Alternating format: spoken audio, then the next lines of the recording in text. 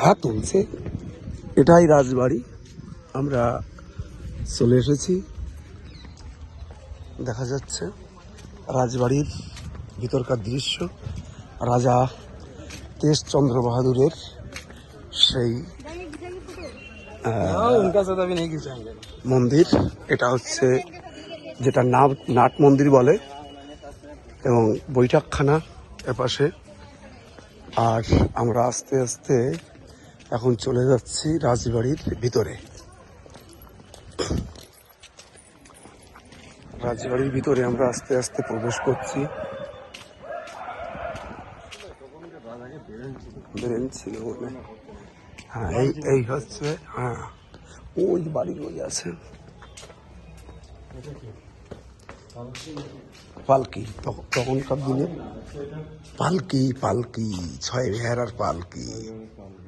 হ্যাঁ, তখন রাজারা, হ্যাঁ তখন এই পালকিতেই চড়তো তারা। তাদের তো অন্য কোনো যানবাহন ছিল না। এবার আমরা আস্তে আস্তে আস্তে আস্তে ঢুকে গেছি। সামনে হচ্ছে নাট মন্দিরটাই।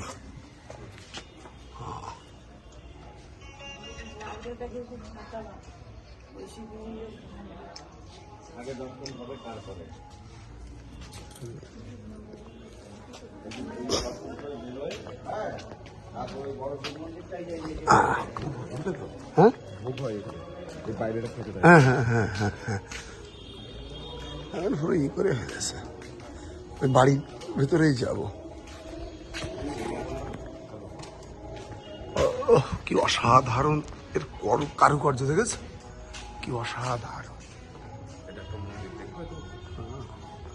কি অসাধারণ অসাধারণ।